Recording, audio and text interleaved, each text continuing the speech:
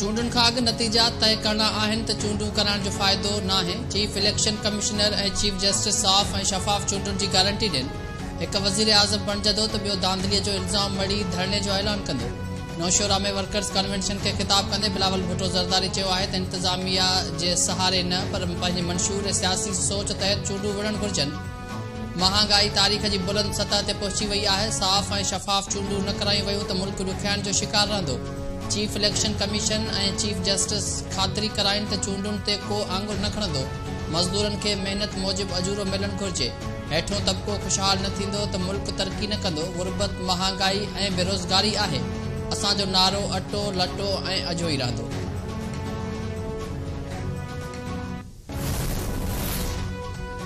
KTN news Sukkur जे शहीद सहाफ़ी जान मोहम्मद महर जे क़ातिलनि जी गिरफ़्तारी लाइ कलम धड़नि जो कराचीअ में एहतजाज।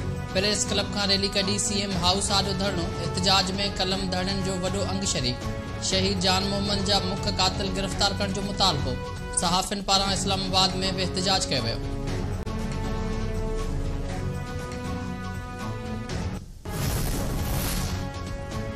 निगरान वॾे वज़ीर जस्टिस रिटायर्ड मक़बूल बाक़िर जी हिदायत ते IG सिंध जे शहीद जान मोहम्मद महर जी वॾे भाउ करमुल्ला महर सां मुलाक़ात में ज्वाइंट एक्शन कमेटीअ जो कन्वेनर ऐं KTN न्यूज़ जो चीफ रिपोर्टर वहीद राजपुर बि शरीक।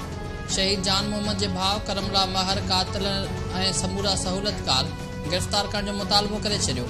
IG सिंध DIG सखर जी सरबराहीअ में नई GIT जोड़ण जो बि हुकुम ॾेई छॾियो। IG सिंध रफ़त मुख़्तियार चयो आहे त क़ातिलनि जी गिरफ़्तारी लाइ सखर पुलिस खे 48 कलाकनि अंदरि शहीद जान मोहम्मद महर जा क़ातिल गिरफ़्तार करण जो अल्टीमेटम ॾिनो आहे।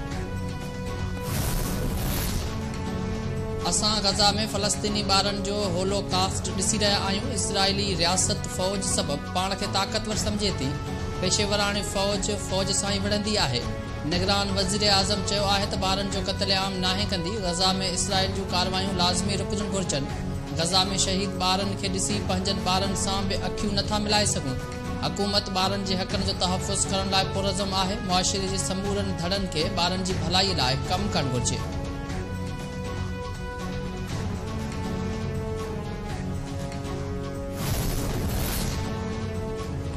सुप्रीम कोर्ट गैरकानूनी तौर मुल्क में तरसियल अफ़गान शहरियुनि जी वापसी ख़िलाफ़ दरख़्वास्त खुलियल अदालत में लॻाइण जो हुकुम ॾेई छॾियो। जस्टिस यहिया आफ़रीदी दरख़्वास्त ते चैम्बर में ॿुधणीअ बाद रजिस्ट्रार जा एतिराज़ ख़तमु कंदे दरख़्वास्त ॿुधणे लाइ मुक़ररु करण जो हुकुम ॾिनो। गैरकानूनी तौर तरसियल अफ़गान शहरियुनि जी वापसीअ ख़िलाफ़ फरतुल्ला बाबर ऐं ॿियनि जी दरख़्वास्त सुप्रीम कोर्ट जे रजिस्ट्रार ऑफिस एतिराज़ लॻाए वापसि कई हुई, जंहिं ख़िलाफ़ अॼु अपील ते सुप्रीम कोर्ट हुकुम जारी कयो।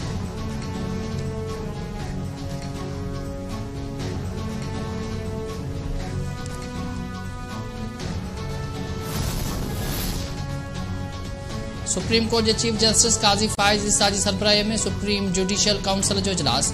जस्टिस मज़ाहिर नक़वीअ ख़िलाफ़ शिकायतुनि जो जाइज़ो वरितो वियो।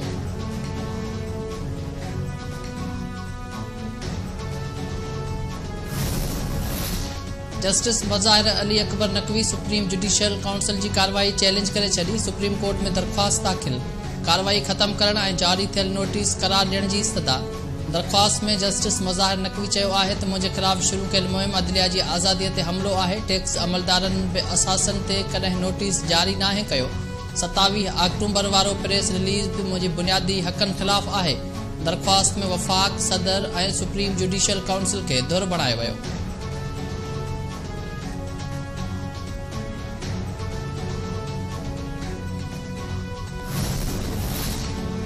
PTI चेयरमैन जी साइफर केस में जेल ट्रायल ख़िलाफ़ स्टे में सुभाणे ताईं वाद।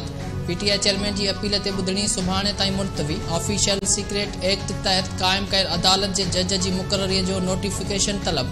सिक्योरिटी ख़दशनि बाबति रिपोर्ट बि सुभाणे पेश करण जी हिदायत। जस्टिस गुल हसन रिमार्क्स में चयो त ऑफिशियल ख़ासि अदालत जे जज लाइ ख़त हाई कोर्ट लिखियो या कानून वारी वज़ारत कमु शुरू कयो, ॿुधायो वञे।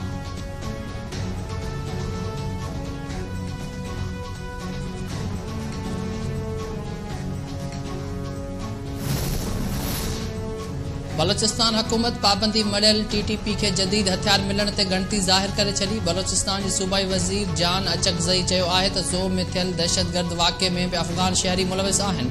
पाबंदी मड़ियल TTP जूं कार्रवायूं न रुकियूं त संदन थाकनि में घिड़ी खेनि मारींदासीं।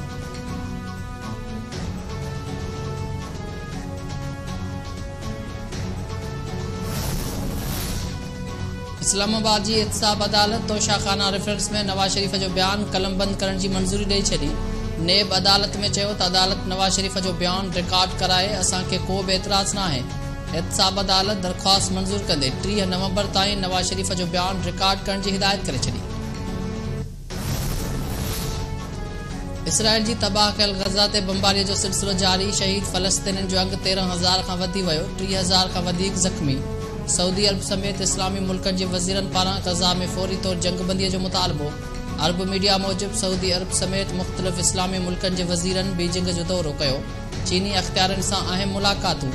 चीनी परॾेही वज़ीर चयो आहे त गज़ा में पैदा थींदड़ इंसानी बहरान दुनिया खे मुतासिर कंदो। चीन विच ओभर में अमन जी बहालीअ लाइ किरदारु अदा करण लाइ तयारु आहे।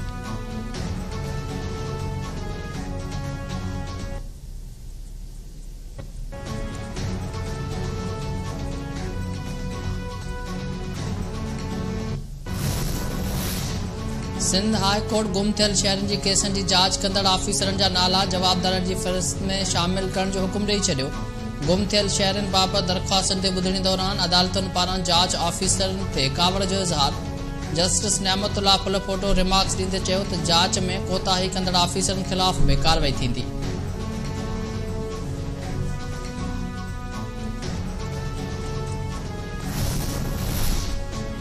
निगरान वॾे वज़ीर जस्टिस रिटायर्ड मक़बूल बाक़िर सां चीन जे कौंसल जनरल जी मुलाक़ात। CPEC, KCR ऐं ॿियनि मामलनि ते ख़्यालनि जी ॾे वठि कई वई। सिंध जे निगरान वॾे वज़ीर जस्टिस रिटायर्ड मक़बूल बाक़िर चयो त चीन जा माण्हू महिमान नवाज़ ऐं बहितरीन दोस्त आहिनि। CPEC पूरी खिते में ख़ुशहालीअ जो सबबु बणिजंदो।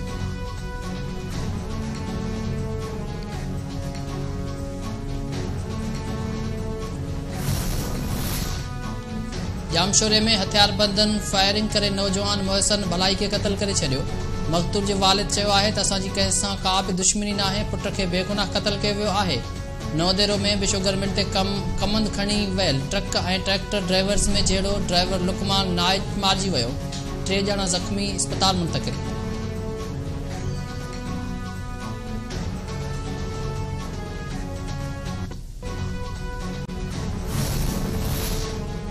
सेवन जी अदालत तानिया ख़ासकेली क़त्ल केस में जवाबदार खे उमिरि क़ैद जी सज़ा ॿुधाए छॾी। अदालत जवाबदार ख़ान मोहम्मद नूहाणीअ खे उमिरि क़ैद ऐं 10 लख ॾंड जी सज़ा ॿुधाई। हथियार ऐं मुक़ाबले वारे केस में बि जवाबदार खे 10 साल क़ैद ऐं 50,000 ॾंड जी सज़ा ॿुधाई वई। अदालत केस में ॾोह साबित न थियण ते जवाबदार आली नूहाणीअ खे बरी करे छॾियो।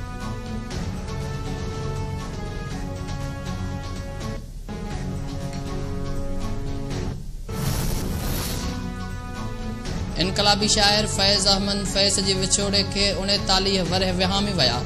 उर्दू ॿोलीअ जी अज़ीम शाइर खे वरसीअ जे मौक़े ते मदाहनि पारां शानदार भेटा पेश। ऐं KTN ऐं काव जे सॾ ते गैर क़ानूनी परॾे हिन खां पाक सिंध जे सिरे हेठि 3 डिसंबर ते हलियल एकता ईद जूं तयारियूं जारी। मुख़्तलिफ़ शहरनि में मच कचहरियुनि, सक़ाफ़ती रांदियुनि ऐं ॿियनि सरगर्मियुनि जी शुरूआत। फनकारनि पारां सुरनि ज़रिए सिंध अमड़ खे भेटा पेश करण जो बि सिलसिलो जारी।